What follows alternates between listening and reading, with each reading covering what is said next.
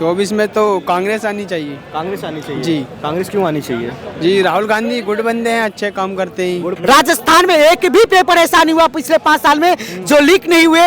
एक भी paper time में नहीं हुआ। राजस्थान में के 5 साल से युवा बेरोजगार बैठे हैं, किसी युवा को कोई रोजगार नहीं दे गई। लगातार आप ट्विटर के माध्यम से देख सकते हैं, सोशल मीडिया के माध्यम से देखते हैं, युवा ने अपनी आवाज को प्रखरता पूर्वक रखा। तो आज उस सरकार की विदाई तय हो गई है। कल जो मुख्यमंत्री बनेगा वो सशक्त मुख्यमंत्री बनेगा। और कांग्रेस सरकार की हार हुई, इसमें 24 में टक्कर क्या है? कोई टक्कर नहीं है। ये टक्कर नहीं है कांग्रेस की 2024 में? नहीं है, बीजेपी से टक्कर है ही नहीं। नहीं है, बिल्कुल नहीं है। टक्कर में नहीं है कांग्रेस? नहीं है, में नहीं है, नहीं आ सकती कांग्रेस? नहीं आ सकती। कांग्रेस नहीं आएगी? नहीं आएगी। अभी बीजेपी तो बोल रहे थे कांग्रेस आएगी। कब? कांग्रेस ने एक ही अच्छा काम किया है, वो उन्होंने कुछ अच्छा नहीं किया है। अच्छा। 70 साल में उन्होंने देश के युवाओं के साथ धोखाधड़ी किया। 70 साल में उन्होंने देश के सेनाओं के साथ धोखाधड़ी किया। किस तरह से कांग्रेस के पूर्व प्रधानमंत्रियों के ऊपर देश की सेना के लिए जो मशीनें खरीदी जा रही थी, देश की सेना के लिए जो इक्विपमेंट खरीदी जा रही थी, उनमें भ्रष्टाचार किया गया था। हाँ जी, क्या नाम है भाई आपका? समीर मलिक, कहाँ के रहने वाले हो? यूपी, यूपी में कहाँ के हो? रामपुर। रामपुर के हो। तो माहौल क्या लग रहा है, कौन आएगा 2024 में? 24 में तो कांग्रेस आनी चाहिए। कांग्रेस आनी चाहिए। जी। कांग्रेस क्यों आनी चाहिए? जी, राहुल गांधी गुड बंदे हैं, अच्छे काम करते हैं। गुड बंदे कैसे हैं ये बता दीजिए मुझे। क्या क्या अच्छे काम करते हैं वो? उन्होंने बहुत सारे अच्छे काम किए हैं देश के लिए। देश के लिए क्या क्या अच्छे काम किए हैं? अभी उन्होंने एक रैली निकाली थी। कौन सी रैली? क्या नाम? भारत जोड़ो। हाँ, भारत जोड़ो। जब भारत टूटा था? हाँ, पहले से मोदी जी ने तोड़ दिया था। मोदी जी ने तोड़ दिया था भारत? हाँ, बहुत अलग कर दिया था। कैसे अलग कर दिया था? सब अलग कर दिए, बहुत ज़्यादा सारे दंगे फसाद कराए मोदी जी ने? हाँ, बहुत कहाँ कहाँ दंगे फसाद कराए मोदी जी ने? दिल्ली में कराए, यूपी में कराए, बहुत सारे शहरों में कराए। यूपी में, दिल्ली में? हाँ, और मोदी जी ने अच्छा काम नहीं किया जनता के अच्छे लिए? काम भी किए हैं मोदी जी ने बहुत सारे। क्या क्या अच्छे काम किए मोदी जी ने? यही रोजगार और भारत देश को अच्छे, चलना बंद कीजिए, पहले ठीक से खड़ा हो जाइए आप। क्या क्या किया मोदी जी ने? यही G20 की बैठक कराई अभी। अच्छा काम है ये तो। अच्छा काम है, लेकिन इससे नुकसान भी बहुत हुआ गरीबों को। क्या नुकसान हुआ गरीबों को? गरीबों को उनके घर से, उनके घर को ढक दिया गया। अच्छा। उन्हें घर से बाहर कर दिया गया। अच्छा। हाँ जी। 2024 में मोदी जी का किसी से टक्कर ही नहीं है, तो ये प्रश्न ही नहीं आपको पूछना चाहिए। आप बिल्कुल गलत प्रश्न पूछ रहे हैं। आपको ये पूछना चाहिए कि 2029 में कौन आएगा। अच्छा, 29 में कौन आएगा? 24 का कोई है ही नहीं। 24 में कोई टक्कर विपक्ष वाले बोल रहे हैं कि राहुल जी अच्छा कर रहे हैं, राहुल गांधी जी आएंगे। अभी 2023 में ही 5 राज्यों में चुनाव हुए हैं। हाँ। जिसे विपक्ष के द्वारा भारत के 2024 लोकसभा चुनाव से पहले की सेमीफाइनल बताई गई। हाँ। उस सेमीफाइनल से पहले राहुल गांधी की पूरी जोर शोर से ब्रांडिंग की गई। भारत जोड़ो यात्रा उन्होंने निकाला। और जिस जिस जगह से यात्रा निकाली है, उस विधानसभा में कांग्रेस पार्टी बुरी तरीका से हारी है। चाहे राजस्थान हो, छत्तीसगढ़ हो और मध्य प्रदेश हो, तीनों जगह जहां ये अपने जीत को लेकर आश्वस्त थे, विभिन्न तरह के दावे किए जा रहे थे राहुल गांधी जी की, लगातार लॉन्च किया गया राजस्थान में भी, फिर मध्य प्रदेश में भी, छत्तीसगढ़ में भी, जहां छत्तीसगढ़ को कांग्रेस सरकार ने अपना ATM मशीन बना दिया था चुनाव लड़ने के लिए। और उस पूरी भारत जोड़ो यात्रा का खर्च किस तरह से छत्तीसगढ़ से निकाला गया था, उसके बावजूद भी छत्तीसगढ़ में इस तरह से कांग्रेस सरकार की हार हुई। इसमें 24 में टक्कर क्या है? कोई टक्कर नहीं है। ये टक्कर नहीं है कांग्रेस की 2024 में? नहीं है, बीजेपी से टक्कर है ही नहीं। नहीं है, बिल्कुल नहीं है। टक्कर में नहीं है कांग्रेस? नहीं है, में नहीं है, नहीं आ सकती कांग्रेस? नहीं आ सकती। कांग्रेस नहीं आएगी? नहीं आएगी। अभी तो बीजेपी बोल रहे थे कांग्रेस आएगी। कब बोला मैंने? देखिए, सबसे पहले तो आज की बात करेंगे। आज सुप्रीम कोर्ट ने भी फैसला दिया धारा 370 को लेकर।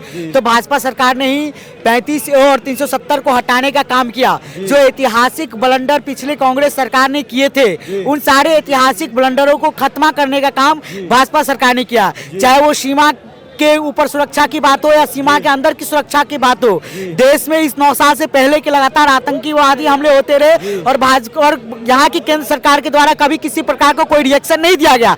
लेकिन आज बाहर में उन अज्ञात लोगों का इतना भय है कि आज पाकिस्तान में एक आतंकवादियों का अपहरण कर लिया गया। बताओ, इससे पहले कभी किसी ने सोचा था क्या कि पाकिस्तान में किसी अज्ञात व्यक्ति ने आतंकवादी का अपहरण कर लेगा?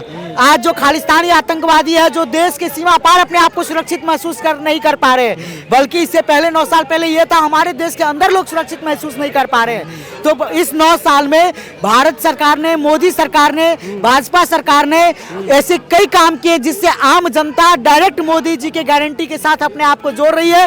और आज मोदी की सरकार नहीं, आम जनता कह रही है कि हम मोदी जी के गारंटी के साथ जी रहे हैं, हम मोदी के गारंटी के साथ जी रहे हैं। कांग्रेस ने एक ही अच्छा काम किया है वो ये रहा कि उन्होंने कुछ अच्छा नहीं किया है। अच्छा, कांग्रेस को कुछ अच्छा किया ही नहीं। कांग्रेस ने एक ही अच्छा काम किया है, वो उन्होंने कुछ अच्छा नहीं किया है। अच्छा, 70 साल में उन्होंने देश के युवाओं के साथ धोखाधड़ी किया। 70 साल में उन्होंने देश के सेनाओं के साथ धोखाधड़ी किया। किस तरह से कांग्रेस के पूर्व प्रधानमंत्रियों के ऊपर देश की सेना के लिए जो मशीनें खरीदी जा रही थी, देश की सेना के लिए जो इक्विपमेंट खरीदी जा रही थी, उनमें भ्रष्टाचार किया गया था। अच्छा, आप युवाओं की बात कर रहे हो, युवा 9 साल से खुश हैं? हाँ। रोजगार मिल रहा है युवाओं को? निश्चित रोजगार। अब देखिए, अब आप बात करें रोजगार की, ऐसा नहीं है कि हर युवाओं को पकड़ के सरकारी रोजगार दिया जा सकता जो है। काबिल है उसको भी तो मिलना चाहिए ना। जो काबिल है, पढ़ा लिखा है, मेहनत कर रहा है, उसको वैकेंसी का वेट करते ओवरएज हो रहा है, उसके लिए क्या किया सरकार ने? देश में रिकॉर्ड स्तर पर पिछले 9 साल में स्टार्टअप की वृद्धि हुई है। देश एंटरप्रेन्योरशिप का हब बनता जा रहा है। जहां हम स्टार्टअप, एंटरप्रेन्योरशिप और इनोवेशन में विश्व से पिछड़ रहे थे, वह हम आज विश्व में अग्रणी देशों में शुमार होते जा रहे हैं। ये स्टार्टअप, ये एंटरप्रेन्योरशिप, ये इनोवेशन, ये देश के युवाओं के बेरोजगारी को दूर करने की तो बात कर रही है। आज युवा अपने दम पर अपने आत्मनिर्भर भारत का निर्माण कर और आज वो सरकारी नौकरी पर डिपेंडेंट नहीं हो रहे। हाँ, जहां आप सरकारी नौकरी की बात करें, वैकेंसियां की बात करी है, तो पिछले सारी सरकार ने अनाउंसमेंट किया था कि 10 लाख लोगों को हम लगातार नौकरी देने का काम करेंगे और रोजगार मेले लगाकर प्रधानमंत्री मोदी जी के नेतृत्व में उन युवाओं को हर जगह नौकरी दिया भी जा रहा है। आपको कह रहे बेरोजगारी का मामला, जैसे विपक्ष आरोप लगाती है, क्या कर्नाटक में सरकार है कांग्रेस की, तो क्या हर युवाओं को पकड़ के सरकारी नौकरी दे दिया गया? क्या इससे पूर्व में छत्तीसगढ़ में कांग्रेस की सरकार की थी, तो क्या हर युवाओं को सरकारी नौकरी दे दिया गया? क्या आप भी पढ़े लिखे हैं और विपक्ष में तो चलो ठीक है, कौन पढ़े लिखे हैं, नहीं पढ़े लिखे हैं, पढ़े लिखे बेवकूफ है। उन्हें यह समझ में आनी चाहिए कि 100% लोगों को सरकारी नौकरी नहीं दिया जा सकता है। भारत के लिए जनसंख्या नियंत्रण भी चैलेंज का विषय रहा है और जहां अन्य रोजगार। सरकार क्या कर रही है जनसंख्या नियंत्रण के लिए? सरकार क्या कर रही है? सरकार जनसंख्या नियंत्रण के लिए जैसे एनआरसी का प्रयास रहा, सरकार का सीए का प्रयास रहा, और इसके बाद जनसंख्या नियंत्रण कानून की भी लगातार समय समय पर बात होती रही है और देश के जनता की आवाज भी रही है कि जनसंख्या नियंत्रण कानून लाना चाहिए। तो हम तो कहते हैं विपक्ष को भी इसका साथ देना चाहिए कि देश की जनसंख्या को प्रभावी रूप से एकत्रीकरण करने के लिए हमारे, देखिए यूथ एक पावर है, ऐसा नहीं है, लेकिन ओवर पावर नहीं होना चाहिए।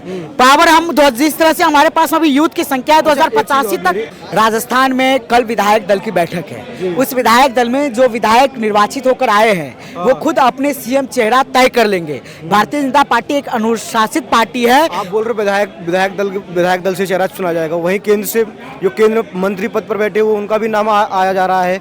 ओम बिरला जी हुए, उनका भी नाम लिया जा रहा है, वो भी बन सकते हैं चीफ मिनिस्टर बिहार राजस्थान के। आज मध्य प्रदेश में मुख्यमंत्री का चुनाव हुआ, जिसमें मोहन यादव जी को मुख्यमंत्री चुना गया। क्या किसी मीडिया ने मोहन यादव जी का नाम उठाया था?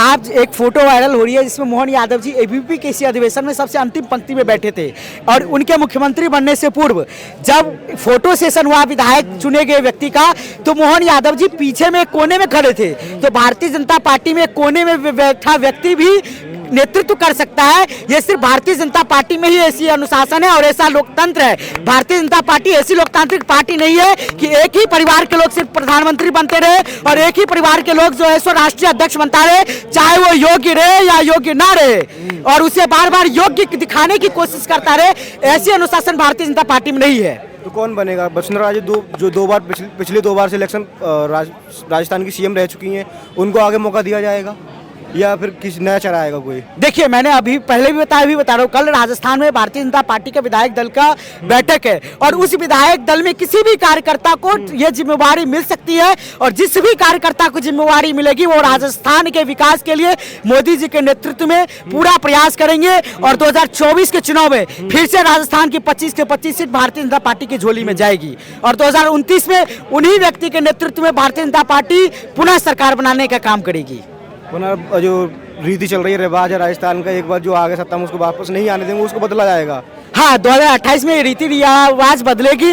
मानते हैं इससे पहले नहीं बदली गई, कहीं ना कहीं चूक हो गई, लेकिन इस बार ऐसी कोई चूक नहीं होगी। और राजस्थान में जैसा आपका प्रश्न है कि भारतीय जनता पार्टी एक सशक्त व्यक्ति को मुख्यमंत्री बनाएगी जो विजनरी राजस्थान का निर्माण कर सकेगी, जो राजस्थान के युवाओं की हित बात कर सकेगी। पिछले 5 साल में जिस तरह से राजस्थान में सारे पेपर लीक हुए, आप बात कर रहे थे रोजगार की, कांग्रेस प्रश्न उठाती रही, राजस्थान में एक भी पेपर ऐसा नहीं हुआ पिछले 5 साल में जो लीक नहीं हुए, एक भी पेपर टाइम टाइम में नहीं हुआ। राजस्थान में के 5 साल से युवा बेरोजगार बैठे हैं, किसी युवा को कोई रोजगार नहीं दी गई। लगातार आप ट्विटर के माध्यम से देख सकते हैं, सोशल मीडिया के माध्यम से देखते हैं, युवा ने अपनी आवाज को प्रखरता पूर्वक रखा। तो आज उस सरकार की विदाई तय हो गई है। कल जो मुख्यमंत्री बनेगा वो सशक्त मुख्यमंत्री बनेगा और राजस्थान के युवा का, राजस्थान का भविष्य का निर्धारण उनके नेतृत्व में, मोदी जी के मार्गदर्शन में होगा।